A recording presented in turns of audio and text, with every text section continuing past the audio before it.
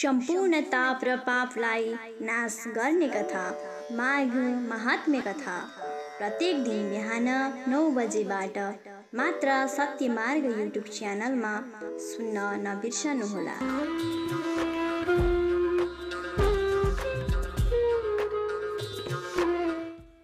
ओम श्री परमात्मने नमः। श्री गुरुचरण कमलेभ्यो नमः।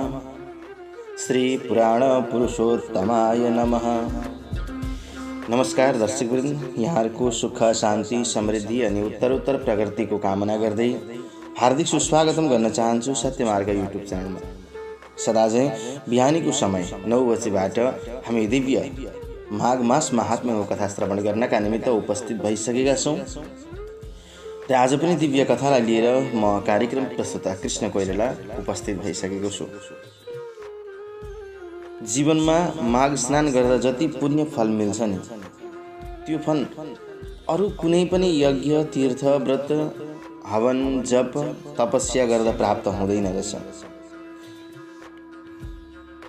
भगवान जुन हामीलाई शक्ति प्रदान गर्नुहुन्छ भगवानले, त्यो शक्ति अरू कुनै पनि चिजमा प्राप्त हुने रहेन रहेछ। केवल माघ स्नान गर्यो भने त्यो शक्ति, त्यो भक्ति, त्यो कृपा प्राप्त हुने रहेछ भगवानको। सुतजी महाराज भन्नुहुन्छ, हे सौनक, यसरी देवदूतीले त्यो पिशाचलाई भन्नुभयो, हे पिशाच सुन, उहिले त्यतिखेर पनि केरल देशका ब्राह्मण गंगा यमुना सरस्वती त्रिवेणी संगमको जलको स्पर्श मात्रै पाएर मुक्त भएका थिए। भन्दाखेरि पिशाचले सोध्यो, प्रभु त्यो कसरी मुक्त भयो अनि त्यो को हो आदि इत्यादि कथाहरू मलाई अझै सुन्ने इच्छा छ, सुनाइदिनुहोस् न भनेर जब उसले प्रश्न गर्यो, त्यतिखेर देवदूतीले भन्नुभयो, सुन, म तिमीलाई त्यो पुण्य पवित्र कथा कहन्छु, जुन कथा श्रवण गर्नाले मात्रै पनि मान्छेले पुण्य प्राप्त गर्छ। पृथ्वी तलमा केरल देशमा अघि वेदाङ्गमा पारङ्गत भएको बसु नाम गरेका एकजना ब्राह्मण थिए।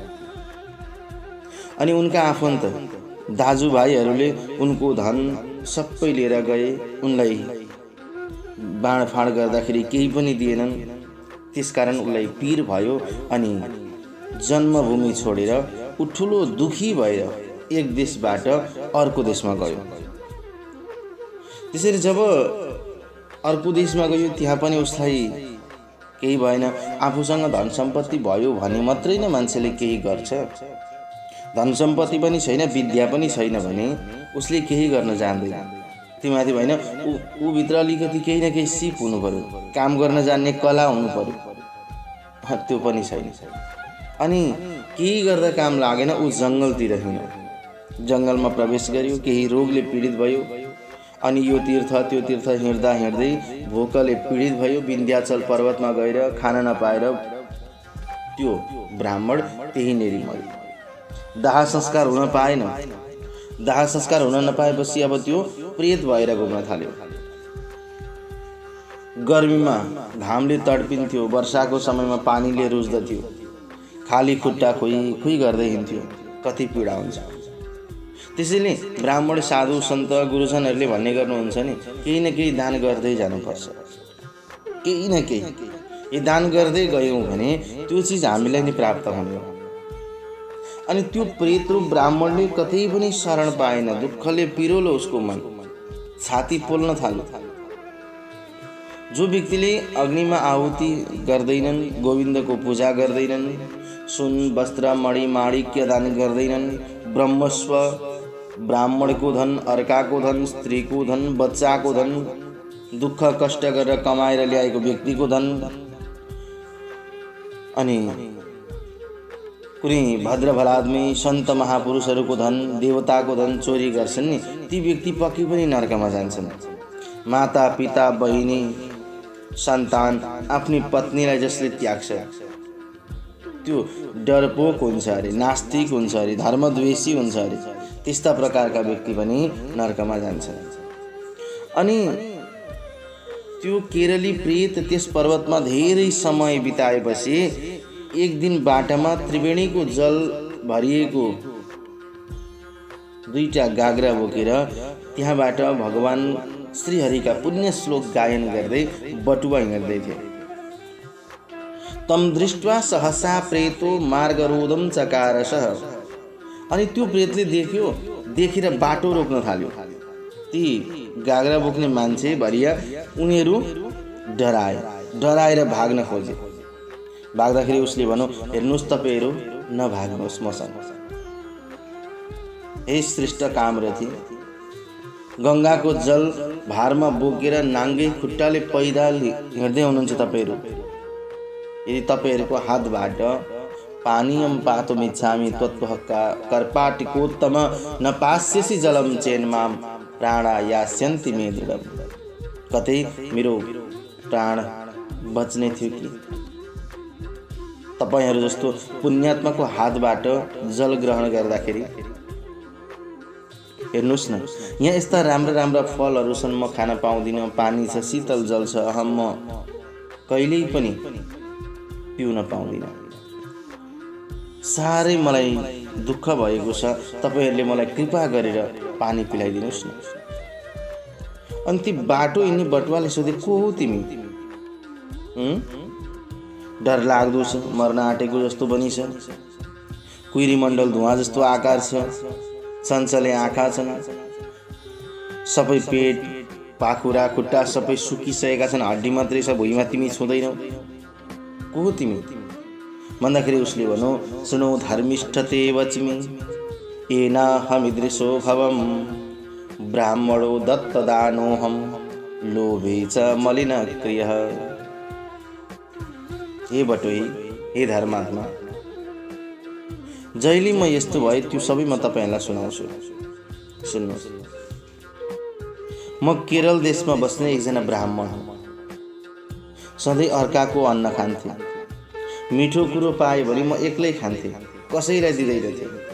मैले कहिले भिक्षा दिइनँ, न मैले अन्तिमको घाँस निकालेर कुकुरलाई नै दिए, न सुरुमा बलि वैश्वदेव नि गरे, न कहिल्यै अतिथिहरूको सेवा गरे, त्यो पनि छैन। मैले दान गरिन, हवन गरिन, गाई गोरुलाई घाँस काटेर हालिन, संक्रान्तिको व्रत गरिन, चान्द्रायण व्रत गरिन, ग्रहणमा केही दान गरिन। हे ब्राह्मण, र जति पनि कर्महरू गर्नुपर्ने थियो नि, त्यो मैले कुनै पनि कर्म गरिन। त्यसले गर्दाखेरि आज म प्रेत भएर घुम्दैछु। हेर्नुहोस् न, संसारमा सबैभन्दा ठुलो दुःख, सबैभन्दा ठुलो कष्ट भनेको प्रेत भएर हिँड्नमा रहेछ। मैले यो जङ्गलमा यति राम्रा राम्रा फलफुल देखिरहेको छु, त्यो पनि खान पाउँदिनँ। शीतल जल छ, त्यो पनि पिउन पाउँदिनँ। अब नपाएपछि मैले के गर्ने? त्यसैले विचार गरे, तपाईहरु जस्तो पुण्यात्माको हातबाट यदि मैले जल पान गर्न पाएँ भने साँच्चै नै मेरो भाग्योदय हुनुपर्छ। अनि त्यस्तो कुरो सुनेर उसले भन्यो, डराउनु पर्दैन, तपाईहरु नडराउनुहोस्, चिन्ता नगर्नुहोस् तपाईहरु, म तपाईहरुलाई केही पनि गर्दिनँ। पुण्यात्मालाई मैले कहिल्यै नराम्रो वचन बोलेको छैन। हे पथिक ब्राह्मण, म यस्ता प्रकारले आफ्नो कर्मको फल भोग गर्दै रहेको छु। म बार बार यस्तो विचार गरेर आफ्नो कर्मको फल भोग्नै पर्छ यस्तो जानेर पीर मान्दिनँ। जबदेखि जम्बालिनीको किनारमा डुलिरहेको मैले सारसले भनेको कुरा सुने नि, त्यहाँदेखि मलाई चिन्ता छैन, मलाई पीर छैन, मलाई दुःख छैन। बटुवाले भने, सारसले भनेको कुरो तिमीले कसरी सुन्यौ? सारसो दीरितम वाक्यम कीदृशम श्रुतम तया तदहम श्रोतुमिच्छामि ब्रूहि त्वं प्रेत सत्वरम। हे प्रेत, त्यो सारसले भनेको कुरो तिमीले कसरी सुन्यौ मलाई बताऊ, हामी पनि सुन्न चाहन्छौँ, के भनेको रहेछ भन्दा एक दिनको कुरा सुन।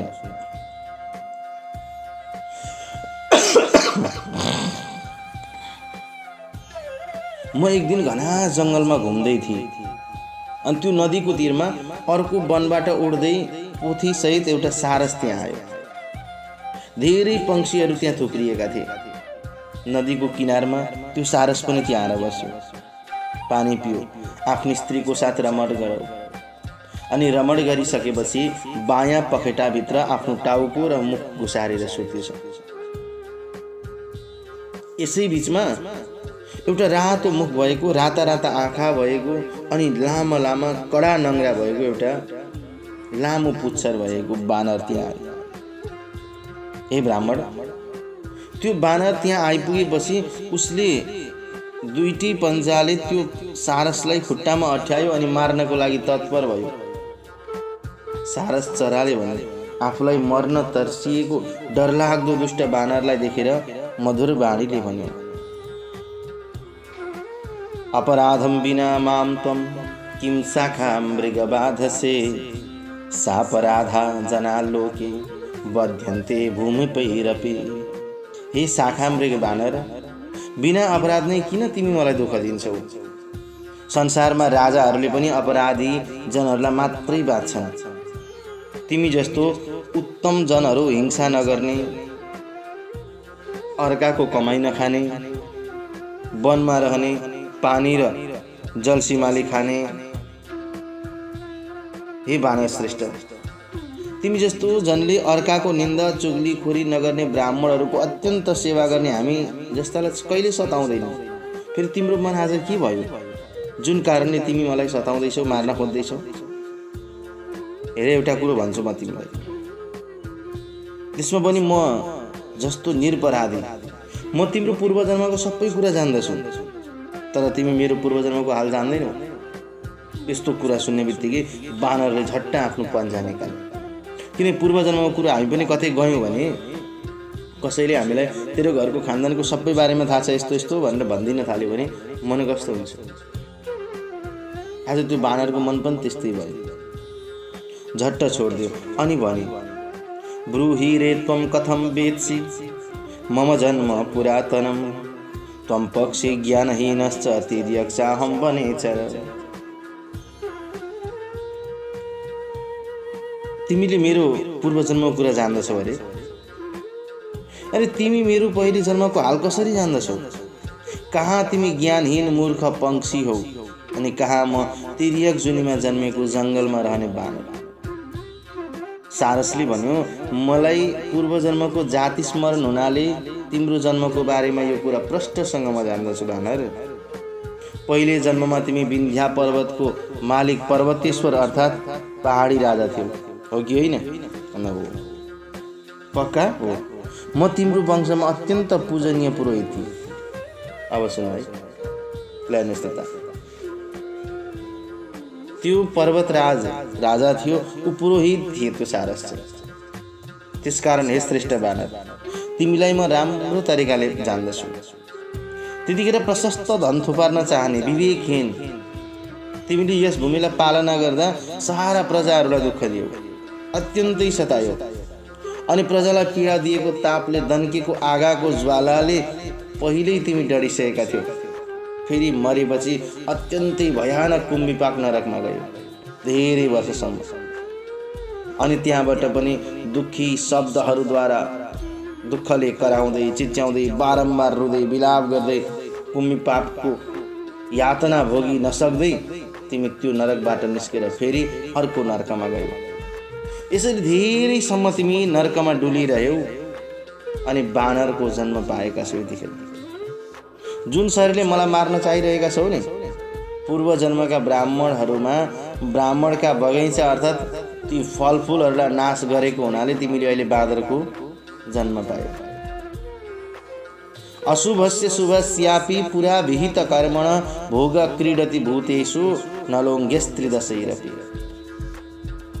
अशुभ वा शुभ, कल्याणकारी वा अकल्याणकारी पूर्व जन्ममा गरिएका कर्मको भोग प्राणीहरूमा खेल खेल्छ। त्यो भोगले जसरी भयो नि हामीले भोग्नुपर्छ अरे पूर्व जन्ममा गरेका। यदि पूर्व जन्मको फल भोगिएन भने काम लाग्दैन। हामी अहिले कति भन्ने गर्छौँ नि, सानो बच्चा छ हेर, यस्तो बच्चा पनि कति ट्यालेन्टेड छ, कति जानेको भन्छौँ नि। त्यो पूर्व जन्म गर्न बाँकी जुन थियो नि श्रोता, त्यो गरेको मात्रै हो, उसले जानेको होइन। जानेर आउने को छ? सन्त महापुरुष हुन्छन्, उनीहरू ज्ञानी हुन्छन्, विरक्ति हुन्छन्। हामीले त यहाँ आइसकेपछि पूर्व जन्ममा जुन काम गर्न बाँकी थियो त्यो काम गरेको मात्रै। अनि बानरले भन्यो, हेर मलाई केही पनि थाहा छैन, तिमीलाई सबै थाहा कसरी छ भन्दा, हे बानर, मैले पूर्व जन्ममा गरेको कर्म अनुसार मलाई अहिले यो जन्ममा पनि त्यो सबै ज्ञान विस्मृति भएको छैन, हराएको छैन। तर तिमीले नराम्रो कर्म गरेको हुनाले तिमी सम्पूर्ण कुराहरू बिर्सिसकेका छौ। प्रेतले भन्यो, हे पथिक ब्राह्मण, सारसबाट यस्तो कथा सुनेपछि बानरले पनि त्यस सारसलाई भन्यो, तपाईँ जाति स्मरण हुनाले पूर्व जन्महरूको वृत्तान्त निश्चय नै राम्रोसित जान्नुहुन्छ। अब यो बताउनुहोस्, तपाईँ कसरी पंक्षी हुनुभयो भन्नुहोस् न।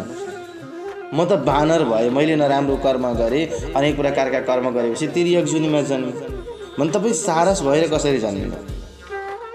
सारसले भन्यो, जुन कर्मले म दुर्गतिमा गएको छु नि त्यो भन्छु सुना है। अब श्रोता, यहाँनिर हामीले के भोग्नु पर्छ भने नि, गरेका कर्म कस्ता छन् अब यही जन्ममा पनि भोग्न सक्नुपर्छ। कतिले त यही जन्ममा पनि भोग्नुपर्छ। अब यो जन्ममा पाइएन भने अर्को जन्ममा भयो भने भोग्न त पर्छ। अनि त्यो सारस नाम गरेको पंक्षीले बानरलाई भन्यो, हेर जुन कर्मले यतिखेर पक्षी जुनीमा प्राप्त भएको छु त्यो सारा रहस्य सुन्न तिमी योग्य छौ। सुन, तिमीले सुन्नु पनि पर्छ। उहिले सूर्य ग्रहण लागेको बेलामा नर्मदा नदीमा धेरै ब्राह्मणहरूका निमित्त भनेर 100 मुरी भन्दा पनि धेरै धान तिमीले दानका लागि पन्साएका थियौ। राजाको पुरेत भएको घमण्डले अनि लोभले गर्दा ब्राह्मणहरूलाई ठगेर तिनीहरूलाई अलिअलि दिए अनि सम्पूर्ण धानहरू मैले बेचे। धानका साथै ब्राह्मणलाई दान गर्न पर सारेका अरू सामान द्रव्यहरू पनि मैले नै लिएर आएँ। अनि त्यो महापापले मर्ने बित्तिकै म पहिले लदबदे रगतले भरिएको कालसूत्र नामको नरकमा गए। त्यहाँ गएर मलाई जाकिर। अनि त्यसपछि अनेक प्रकारको दुःख भोग गर्दै नरकमा नाइटोसम्म तलतिर मुख पारेर अर्थात् उभिन्ड्याएर डुबाउँथे। त्यहीँ पिड्थे, कुड्थे। मैले पनि दुःख भोगेँ। नाइटो माथिको भाग गिद्ध र कागले आएर ठुङ्गान्थे अनि मेरो शरीर डुबेको भागलाई त्यही किराहरूले निरन्तर टोक्थे, छिया छिया पारे बानर। तब त्यस रगतको हिलोमा गाडिएको म सासै फेर्न सकिनँ। उकुस मुकुस भए। अनि त्यस नरकमा मैले 30,000 वर्षसम्म यातना भोगेँ। बानर, त्यस नरकको दुःखलाई पुराका पुरा म त भन्न सक्दिनँ। स्वभावैले त्यो पुरोहित्याई भन्ने काम महाघोर पाप दिने रहेछ। त्यसर्थ संसारमा दैवले जो जुराउँछ त्यही नै ब्राह्मणहरूको, राजाको, प्रजाको सबैको धन त्यही हुन्छ, चाहे जोसुकै होस्। एउटाले कमाउँछु म यसो गर्छु भनेर हुँदैन। पूर्व जन्ममा के लेखेको छ, जति भाग्यमा लेखेको छ नि, लेखे आफ्नो ललाटमा धन अघि धेर थोर जो दैवले, त्यही मिल्नेछ सुमेरु माथि बसवा घरभित्र वा मोझले। तस्मात धीर रहो वृथा धनिकका सामने नझुक्ने गर, कुवामै भरवा समुद्र पुगवा जल मिल्छ लोटै भर। जति आफ्नो भाग्यमा लेखेको छ नि बानर, त्यो त प्राप्त भएरै छोड्ने रहेछ। त्यही भएर धेरै धन खोज्छु म, धेरै चाहिन्छ मलाई भनेर घमण्ड जीवनमा कहिल्यै नगर्नु। त्यो घमण्डले एक दिन मान्छेलाई चकनाचुर बनाइदिन्छ। हो, कुनै प्रकारले नरक सागरबाट पहिले मैले पार पाएँ। अब यतिखेर भाग्यका योगले नै चराको जन्म विद्यमान छ। चरो भएको छु।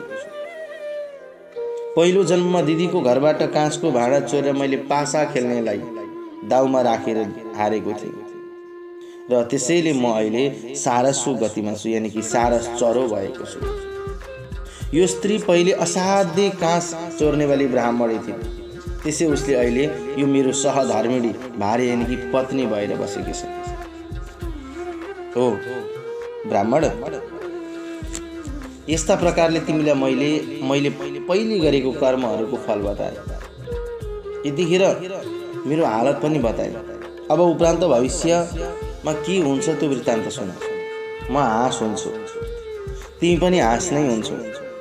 यो मेरो भार्या सारसी पनि हंसिनी हुन्छ। त्यतिखेर हामीहरू कामरूप देशमा सुखपूर्वक रहनेछौँ। अनि त्यहाँ रहँदाखेरि हामीले कल्याणकारिणी योगिनी भाटौँ प्राप्त हुन्छौँ। योगिनीलाई भेटेपछि मात्र फेरि मुस्किलले पाइने मनुष्यको जन्म हामीले प्राप्त गर्छौँ। जुन जन्ममा प्राणीहरूले कल्याणकारी वा उसको विपरीत अकल्याणकारी कर्मको कमाई गर्छन्, यस प्रकारले यो भूगोल भोगेर सम्पूर्ण चिजहरूलाई भोगेर मात्रै भगवानको कृपाले मनुष्य जन्म पाउँछन्। वेदान्तमा पार पाएको व्यक्तिले, विरक्त जोगी ध्यानी कसैले पनि यो दुःखरूपी काँडाले भरिएको बाटोमा अतिक्रमण गर्न सक्दैन। सानो होस् वा ठुलो, पुण्य कर्मको वा पाप कर्मको फल देशकाल अनुसार जानेर महेश्वर भगवानले अवश्य दिनुहुन्छ। विधिको विधान हो, यसलाई कसैले टाल्न सक्दैन। भनेर ठुला ठुला बुद्धिमानहरू पनि यस बारेमा सोच गर्छन् कि कस्तो प्रकारको जन्म भोग्ने हो हामीले। मानिसहरू त के कुरा गरौँ, देवताहरूले पनि कुनै उपायद्वारा अथवा बुद्धिद्वारा पूर्व जन्मको कर्मको फललाई भोग्नु नपर्ने गराउन अर्थात् मेटाउन सक्दैन। पहिले तिमी राजा थियौ, पछि नरकमा जाक्यौ, यतिखेर बानर छौ, फेरि पनि त्यस्ता जन्म पाइरहन्छौ। बानर, यो सबै विधिको विधान हो श्रोता। हामीले पनि यस्तै प्रकारका जन्महरू भोग गर्दै गर्दै गर्दै बल्ल मानव जुनी पाएका छौँ। यो मानव जुनी प्राप्त त्यत्तिकै भएको होइन। अनेक प्रकारका कर्महरूको फल भोगेर कहिले गोरु भएर हामीले हलो जोत्यौँ, राँगा भएर भारी बोक्यौँ, गधा भएर भारी बोक्यौँ, पशु पंक्षी भएर यताउति घुम्यौँ हामी, जाडो गर्मी केही भनेनौँ। अनेक प्रकारका दुःख भोग गरेर दुर्लभ हो मानुष हो देह हो, अनि दुर्लभले प्राप्त हुने यो मान्छेको देह प्राप्त भयो हामी। बानरले भन्यो, पूर्व जन्म मद्वारा तपाईँ पुजिनुहुन्थ्यो, तसर्थ अहिले पनि म तपाईँलाई प्रणाम गर्छु। तपाईँले मेरो पूर्व जन्मको बेली विस्तार बताउनुभयो। पूर्व जन्मको वृत्तान्त जान्ने तपाईँ जातिस्मर हुनुहुन्छ भन्ने कुरो मैले जाने त हो। हे सारस, सारथीका साथ सुखपूर्वक बस, सधैँ तिम्रो कल्याण होस्। तिम्रो यो अमृतरूपी वचनले मोह नासिएको छ। म पनि आनन्दपूर्वक वनमा विचरण गर्छु। प्रेतले भन्यो, हे ब्राह्मण, यो विचित्रको अनि अति मनोहर घतलाग्दो अत्यन्त पवित्र भएको पंक्षी र बानरको संवादलाई जबदेखि मैले यस नदीको तटमा सुने नि, तबदेखि मलाई कर्मको भोग भोग्नै पर्छ भन्ने ज्ञान भयो। यतिखेर अति अद्भुत महिमा भएको गङ्गाजीको जल यहाँ देखेर अत्यन्तै प्यासले पीडित भएर मैले तपाईँहरूको बाटो छोडेको। हे ब्राह्मण, यसै पर्वतमा नै जब मैले गङ्गाजलको आश्चर्य लाग्दो महिमा देखेँ, त्यतिखेर नै म त्यस्तो गङ्गाजल पिउन चाहिरहेको थिएँ, तर मैले पाइरहेको थिइनँ। आज हजुरको कृपाले गर्दा मैले प्राप्त गरेँ। मेरो सङ्गतको लोभले 8 वर्षसम्म मेरो साथ बस्यो। हे ब्राह्मण, किनकि परियात्र भन्ने ठाउँमा जन्मिएको कुनै गाउँले पुरोहित ब्राह्मणले यज्ञ गर्न अधिकार नभएकालाई यज्ञ गर्न लगाएछ। अनि विन्ध्याचलमा मरेपछि ब्रह्म राक्षस भएर बस्नु पर्यो। 8 वर्षसम्म हाम्रो सँगै सङ्गत भयो, बोलचाल भयो।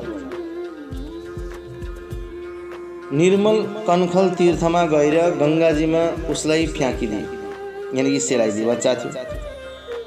गङ्गामा सेलाउने बित्तिकै उनी अत्यन्तै कठिन हतपत्त नछुट्ने राक्षसत्वबाट मुक्त भए।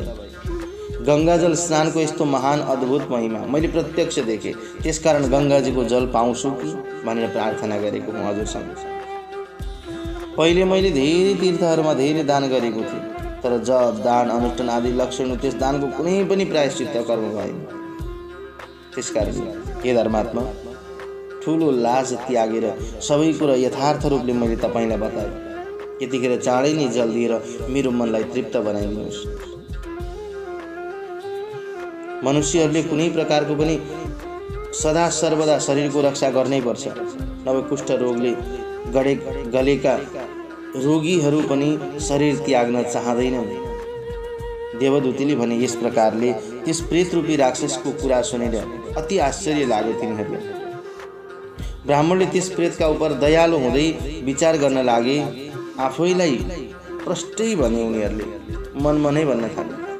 धर्मात्मा बटुवा ब्राह्मणले यो गाथा गान गरे अनि मनमा विचार गरे, हे बटुवा, संसारमा सबै कुरा प्राप्त गर्न सकिन्छ, तर धर्म कमाउन धेरै गाह्रो छ।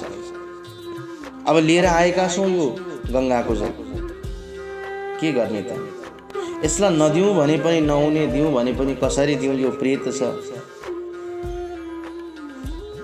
अन्तिममा उनीहरूले ठिकै सल्लाह भनेर गङ्गा जल छर्किदिए। छर्किएपछि दिव्य एउटा रूपमा परिवर्तन भयो त्यो। अनि हे बटुवा, तपाईँ अत्यन्तै धर्मात्मा हुनुहुन्छ भन्ने कुरो मैले जाने, यसमा कुनै संशय छैन।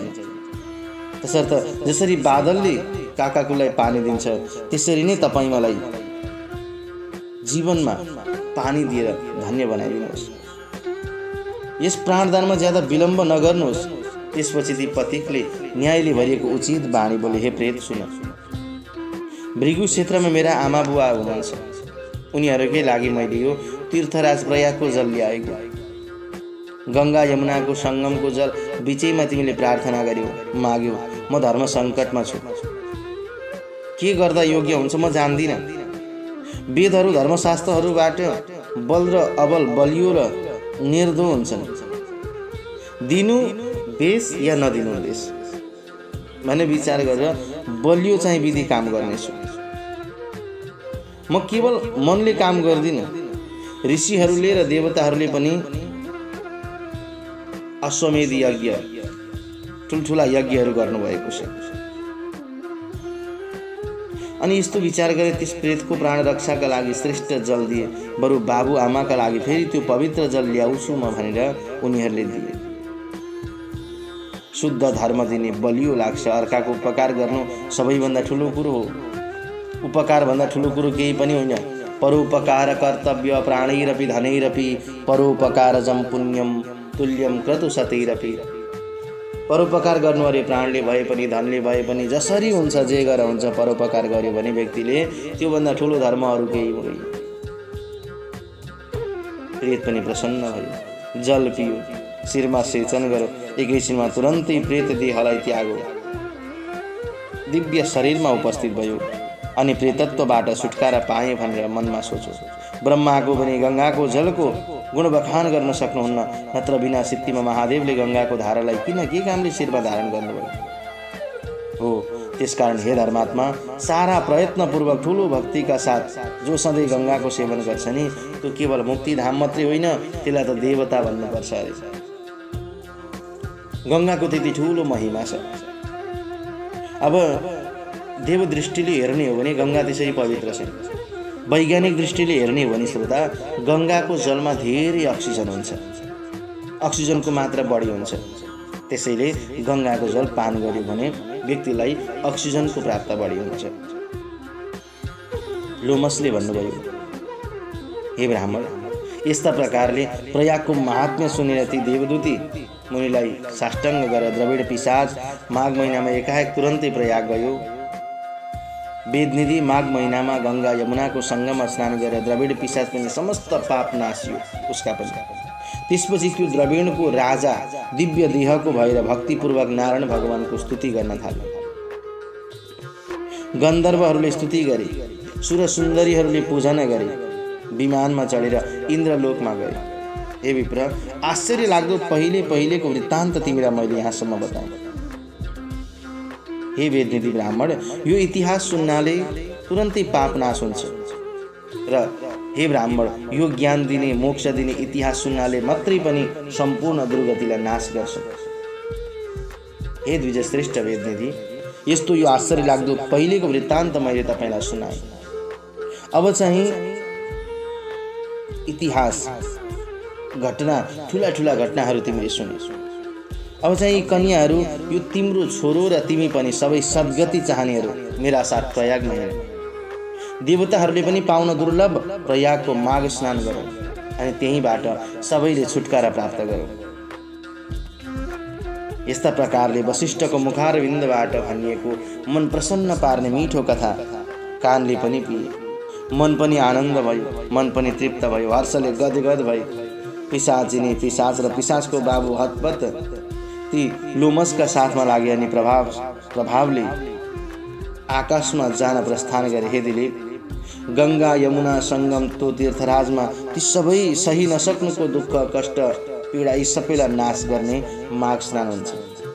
त्यसैले हामी भन्छौँ नि मकर स्नान गर्ने भनेर।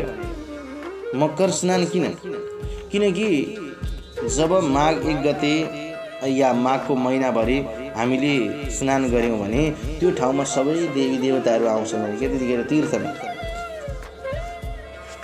यो माघ महिनामा जसले तीर्थमा स्नान गर्छ नि कुनै पनि एक दिन त्योभन्दा ठुलो पवित्र कोही हुँदैन। माघ महिनाभरि देवताहरू, किनकि यो माघ 1 गतेदेखि उत्तरायण सुरु हुन्छ, देवताहरू उठ्छन्।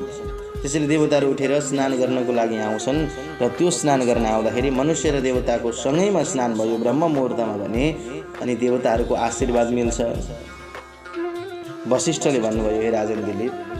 त्यसपछि वेदनिधि पनि 5 चोटि बुहारी छोरो अघि लगाएर हर्षित हुँदै कुबेरको नगरी अलकापुरीमा गए।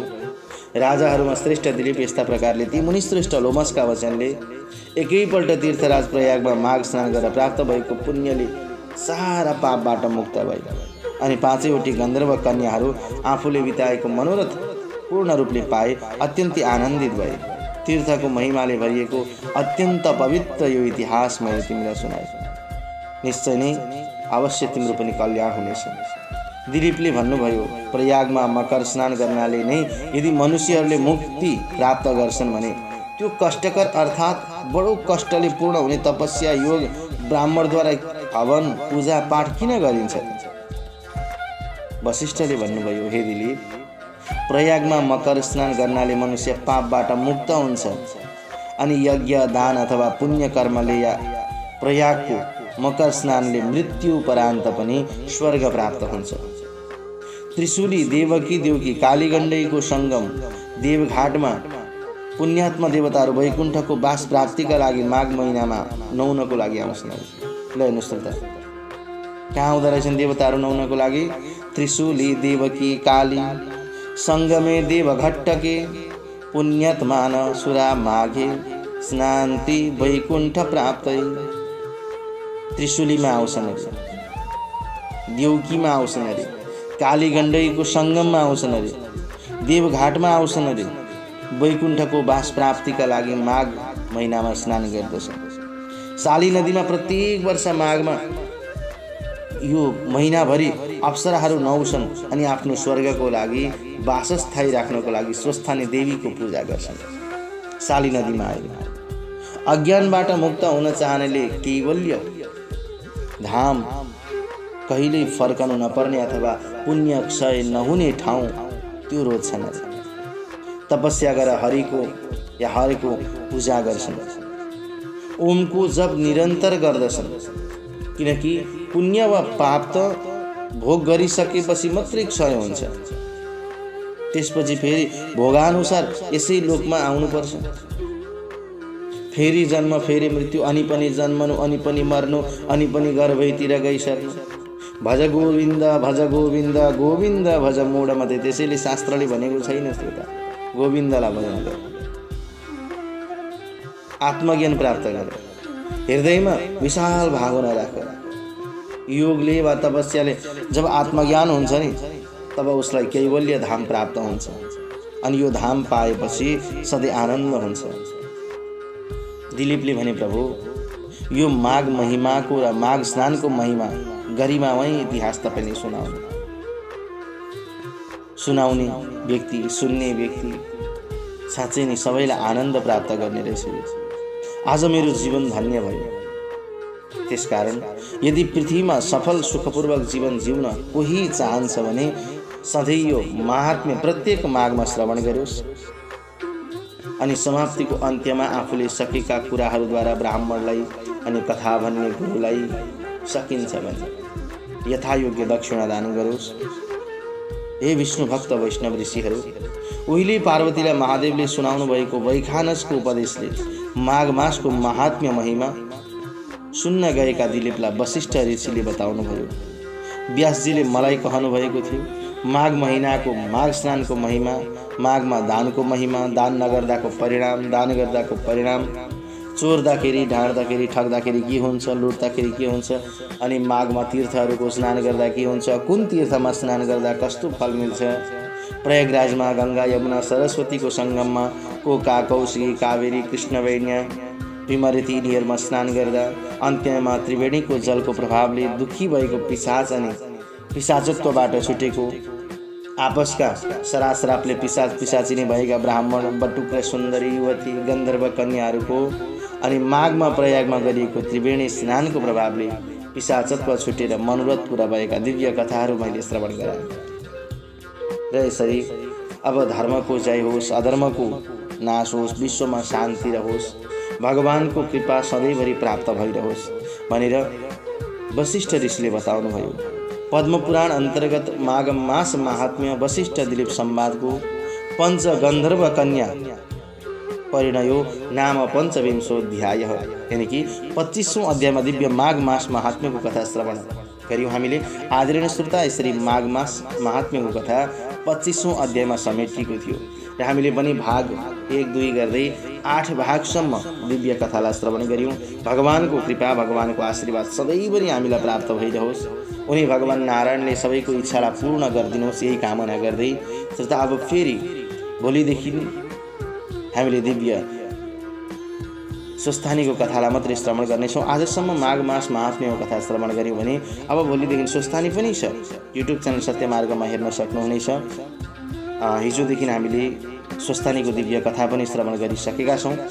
अब 2टा कथा थिए भने अब भोलिदेखि एउटै कथा हुन्छ। माघ मास महात्म्यको कथा 8 भागमा पूर्ण भएको हजुरलाई जानकारी गराउँदै अहिलेलाई भने म बिदा माग्छु। सबैको जीवन धन्य होस्, भगवान नारायणले सबैलाई कल्याण गर्नुहोस्, यही कामना गर्न चाहन्छु। सर्वे भवन्तु सुखिनः, सर्वे सन्तु निरामय, सर्वे भद्राणि पश्यन्तु, मा कश्चित् दुःख भाग भवेत्। ओम शान्ति शान्ति शान्ति।